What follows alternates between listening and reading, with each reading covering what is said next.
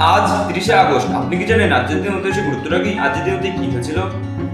আজকের দিনে 1574 খ্রিস্টাব্দে গুরু রামদাস গুরু পদে অধিষ্ঠিত হন, যিনি ছিলেন শিখদের চতুর্থ শিখ গুরু।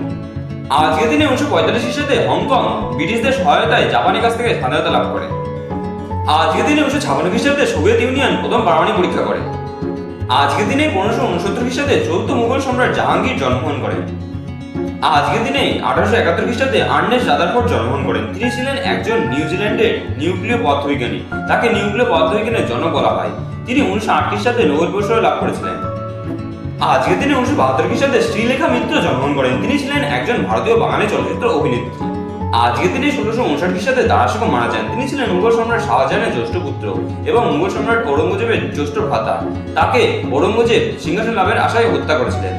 আজকের দিনে 1868 খ্রিস্টাব্দে প্রসন্ন কুমার ঠাকুর মারা যান। তিনি ছিলেন একজন বাংলা সমাজ সংস্কারক এবং তিনি হিন্দু কলেজ প্রতিষ্ঠার সাথে জড়িত ছিলেন। হিন্দু কলেজের বর্তমান নাম প্রেসিডেন্সি কলেজ।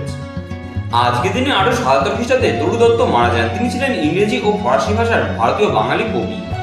আজকের দিনে 1940 খ্রিস্টাব্দে স্যার জোসেফ জন থমসন মারা যান। তিনি জে জে থমসন নামে পরিচিত। তিনি ছিলেন একজন ব্রিটিশ পদার্থবিজ্ঞানী। তিনি পরমাণুর ইলেকট্রন আবিষ্কার করেছিলেন এবং 1906 সালে তিনি পদার্থবিজ্ঞানে নোবেল পুরস্কার লাভ করেছিলেন। আজকের দিনে 1981 খ্রিস্টাব্দে নিহারঞ্জন রায় মারা যান। তিনি ছিলেন একজন বাঙালি ইতিহাসবিদ, সাহিত্য সমালোচক এবং শিল্পকলা বিষয়ক পণ্ডিত। ভিডিওটা কেমন হলো সেটা কমেন্ট বক্সে কমেন্ট করে জানান। ভিডিও যদি ভালো লাগে থাকে তাহলে একটা লাইক করে দেবেন। ভিডিও থেকে যদি আপনি নতুন কোনো তথ্য জানতে পারেন তাহলে আপনি আপনার প্রিয়জনের কাছে শেয়ার করে তাদেরও জানার সুযোগ করে দেবেন। এইরকম প্রতিদিনের গুরুত্ব সম্পর্কে জানতে চ্যানেলটি সাবস্ক্রাইব করে চ্যানেল পাশে থাকুন।